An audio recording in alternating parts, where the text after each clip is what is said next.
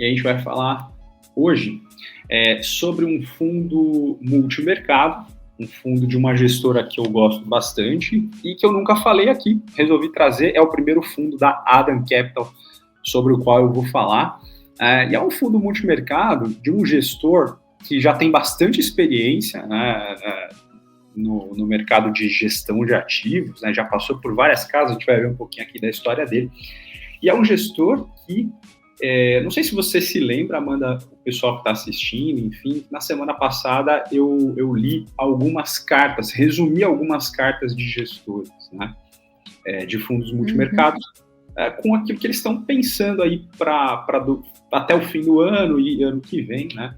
E uma das coisas comuns aí a esses gestores foi o fato de que alguns deles enxergam, se eu não me engano, de todos que eu li, praticamente todos eles enxergam boas oportunidades na Bolsa Brasileira. Trouxe aqui um gestor que pensa um pouco diferente, né? Então vamos lá, né? Estou falando da Adam Capital, é uma gestora carioca, começou em 2016, né? E esse fundo, o Adam Macro Strategy 2, ele é um fundo que começou em 2017, né? Então um ano depois da fundação da gestora. Quem faz a gestão, o responsável geral pela gestão, é o Márcio Apel, é um gestor já bem conhecido, né, do mercado, um gestor que está sempre dando entrevista, ele é muito procurado aí pela imprensa para comentar, é um gestor que entende bastante do mercado. Ele já viu o Márcio Apel falando em vários eventos, ele participava sempre do Value Investing, né, que é um evento já bem consagrado aí no mercado financeiro, que fala sobre investimento em valor, né? Então a proposta aí do investimento em valor é você procurar empresas que estejam subavaliadas, né? Mas normalmente empresas que ainda não estão no seu pleno potencial, porque os fundos eles investem nas ações dessas empresas e eles investem em um volume grande o bastante para dar direito a uma participação mais ativa no conselho da empresa, né? Eles colocam alguns profissionais da equipe para atuar como conselheiros da empresa, para ajudar a empresa a destravar valor, como eles falam no jargão aí do Value Invest, né? Liberar potencial, liberar o valor. Então, eles acham empresas muito boas, eu estou batendo aqui no notebook que está me balançando, eles acham empresas boas, mas que ainda não destravaram o potencial, eles aportam, né, compram ações dessas empresas num nível relevante, né, porque você sabe, toda vez que você compra uma ação de uma empresa, você ganha direito a votar, né, se for uma ação ordinária, naturalmente, você ganha direito a votar nas assembleias, participar mais ativamente da vida da empresa, dando ali a sua opinião, o seu voto nas decisões. Claro que o seu voto vai pesar mais, tanto mais você tiver ações ordinárias da empresa. Os fundos adquirem uma participação relevante e aí começam a influenciar na empresa, né? E ajuda a empresa, então, a destravar valor e, obviamente, eles vão lucrar com isso, que eles estão comprados nas ações das empresas. Mas só um resumo aí da filosofia de Value Invest, né? O Márcio Apel, ele tem 20 anos, um pouquinho mais aí de experiência no mercado financeiro, ele já passou por casas aí como a gestora de recursos do Banco Safra, ele já foi também o responsável pela asset do Santander, então um gestor bastante experiente e lá nos primórdios ali, um pouco mais de tempo já, ele passou pela tesouraria do Banco Bozano Simples. Então o Márcio Apel, daqui a pouco eu vou falar um pouquinho sobre qual que tem sido a visão dele para esse fundo e para o mercado brasileiro, mas vamos lá. Falando especificamente do fundo, é um fundo que tem taxa de administração de 2% ao ano, nada de novo por aqui, performance 20% também, sobre o quê? Sobre o CDI, tá? Então, aquilo que passar de 100% do CDI, sobre esse excedente vai ser cobrada essa taxa de performance de 20% ao ano. Aplicação mínima, aplicações adicionais mínimas e o saldo mínimo que você pode deixar lá no fundo, todos eles R$5.000. Tá? Então, é um fundo que tem um ticket um pouquinho mais alto do que os fundos que eu normalmente trago aqui, mas é um fundo interessante, né? Para aqueles que tiverem um perfil adequado. Esse fundo ele é aconselhável para um investidor de perfil moderado, né? Ali no começo da faixa do moderado, você vai ver que a volatilidade dele, daqui a pouco eu vou mostrar, ela fica em torno aí de uns 5%.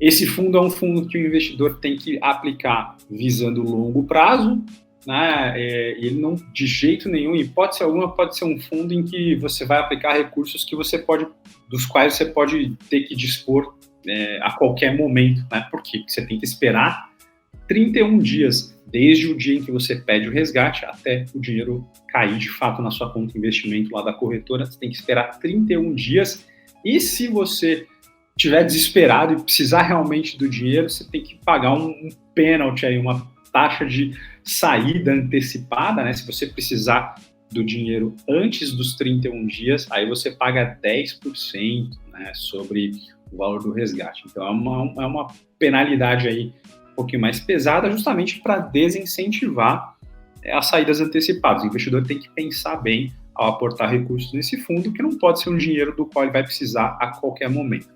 Normalmente os fundos fazem isso porque eles investem em ativos e também pelo tamanho do patrimônio do fundo, não é uma ação simples organizar um pedido de resgate, né? Então você imagina, tem pedido de resgate todo dia, centenas, né? Esse fundo tem mais de 1.000 cotistas, bem mais de 1.000 cotistas. Então você tem bastante pedido de resgate normalmente, né?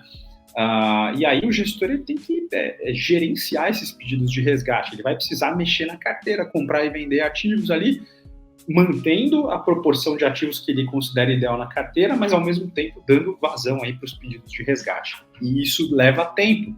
Por isso o fundo pede 31 dias para que você consiga resgatar o seu dinheiro. E se você realmente estiver precisando, não tiver outro jeito, você vai pagar essa punição de 10%. Então, para o investidor ficar atento, né? Não é um fundo de liquidez, em hipótese alguma, até pelo risco que ele oferece para o investidor. O fundo oscila e tudo mais, então não dá para ser dinheiro de curto prazo. Benchmark, como eu tinha falado, é o CDI.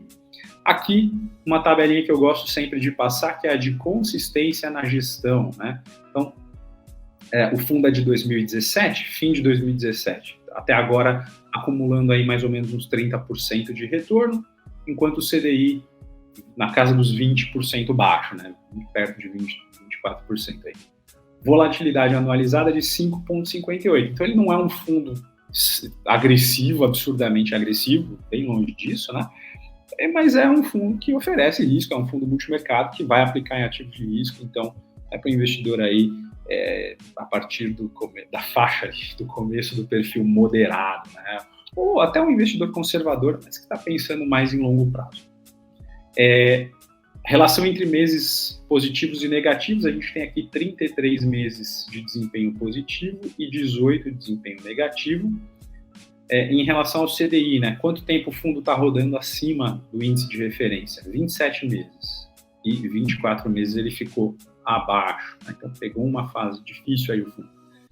E ele tem um índice de Sharpe em 12 meses de 0,63, né? Então, olhando exclusivamente para o índice de Sharpe, é um índice de Sharpe razoável, ele é positivo, né? Como tem que ser. Fundo de índice de Sharpe negativo a gente nem olha. Mas já trouxe aqui fundos que têm um índice de Sharpe melhor. Mas esse fundo ele tem uma expertise de gestão que torna ele interessante, né? Toda a equipe envolvida na gestão. Aqui, rapidinho, só um gráfico de desempenho, né? Ele rodando aqui acima do CDI. E aqui um pouquinho da carteira desse fundo, né? Como é que esse fundo está? Isso aqui são dados de maio desse ano, tá? São os dados mais recentes que foram abertos, né? Então, isso aqui é uma tela do site Mais Retorno, ferramenta de comparação de fundos, que eu gosto de usar, né? Muito simples, muito fácil de usar, posso falar dela, de repente, mais para frente, num outro call. Então, a gente tem aqui como principais posições da carteira, né? Ações, 10% da carteira, investimento no exterior, 17% da carteira, e o resto está em aplicações conservadoras, né? Operações compromissadas e títulos públicos, né? Então, aqui essa parte aqui é a parte mais conservadora e de maior liquidez da carteira. Eventualmente ali o gestor pode estar olhando oportunidades, então ele defende essa parte um pouco maior da carteira, então ele é um fundo que tem um viés um pouco mais conservador.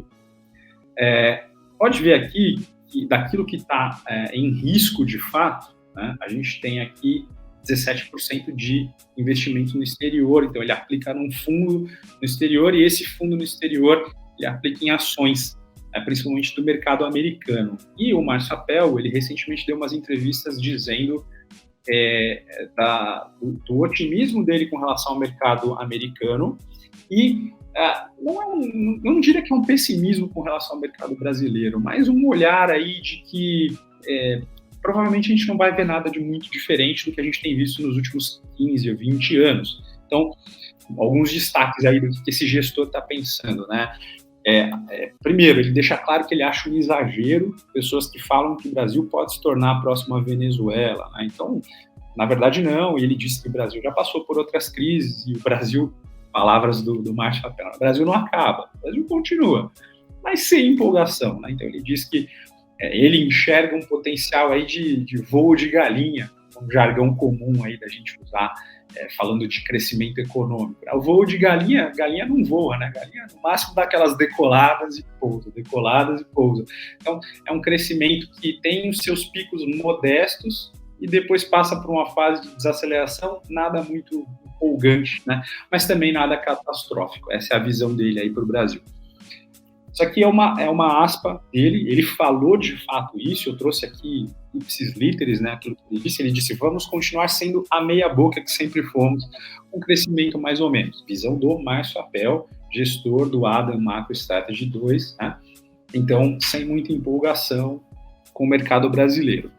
Ele disse não enxergar muitas oportunidades interessantes na Bolsa Brasileira, não olhando só isso, né? não olhando isso em si, mas comparando com as oportunidades que ele julga ter um risco menor na Bolsa Americana. Então, ele prefere hoje olhar para o mercado de ações americano. Aqui no Brasil, as duas principais posições do fundo em carteira são Vale e Petrobras, por ele julgar, enfim, que são empresas grandes produtoras de commodities, né? Minério e petróleo. Então, ele entende que o momento é propício para investir nessas empresas. O fundo ele teve uma fase complicada nas 2 últimas semanas, ou um mês mais ou menos, por causa das notícias envolvendo a China, né, e aquela empresa Evergrande, e o temor de que se essa empresa tiver realmente problemas que não possam ser solucionados, né, e realmente quebrar, isso pode contaminar toda a economia chinesa e enfraquecer a demanda, por exemplo, por minério, né? E a Vale tem na China aí o seu principal parceiro comercial, né? Exporta muito para a China, então isso pode prejudicar a Vale. As ações da Vale tiveram um desempenho bem prejudicado aí por conta dessas notícias e o fundo automaticamente sofreu em função disso por ter bastante Vale na carteira. Como eu disse, Vale e Petrobras as principais posições. Então, o Márcio Appel diz, tirando Petrobras e Vale, para que quebrar tanto a cabeça, para achar coisas com menos risco no Brasil se tem tanta oportunidade no mercado internacional. De novo, frisar bem, é a opinião do gestor, né? É como ele está vendo. Por que é importante a gente trazer isso aqui? Porque se você vai aplicar nesse fundo, em última análise, você está comprando a visão desse gestor do mercado. Então, é legal saber o que o gestor pensa, né? Para você saber qual vai ser o destino aí do seu patrimônio. Quando você aplica no fundo, o gestor vai usar para comprar ativos, né? Então, como que o gestor está pensando? O que vai ser feito com o seu dinheiro? É importante conhecer isso, tá? Então, ele tem otimismo com as bolsas dos Estados Unidos, ele entende aí que no mercado americano tem uma perspectiva de crescimento maior com inflação sob controle, o que ele não enxerga aqui para a economia brasileira. Em termos de valuation, ele gosta muito dos valuations das empresas americanas. Ele diz que tem algumas empresas de tecnologia que estão descontadas além do que deveriam estar. Então, tem boas oportunidades nos Estados Unidos, principalmente no setor de tecnologia. Pegando todos os fundos do multimercado da casa, cerca de 70% dos fundos está em mercado global, maioria mercado americano, então um fundo bem voltado lá para o mercado. E, por último, ele observa que ele enxerga na economia americana menos risco de canetadas do que no Brasil. Canetadas sendo aí, enfim, uma decisão um pouco mais arbitrária de quem tem poder de afetar a economia, né? governo, enfim, agências reguladoras. Então, tem menos risco de uma decisão arbitrária prejudicar as empresas nos Estados Unidos do que no Brasil. Não está falando nada de muito novo aqui, mas é importante a gente observar. Certo? Então é isso, Amanda. Tá aqui o resumo aí desse fundo, né, para você conhecer o fundo da Adam Capital, conhecer o pensamento do Márcio Apel.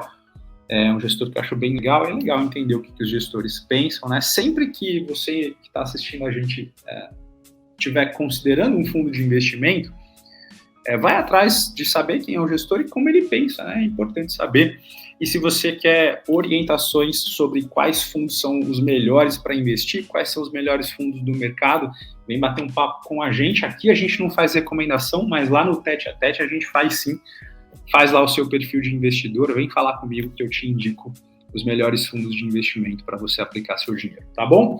Valeu, Amanda, valeu, pessoal. Até segunda-feira que vem. Até mais, Du. Obrigada.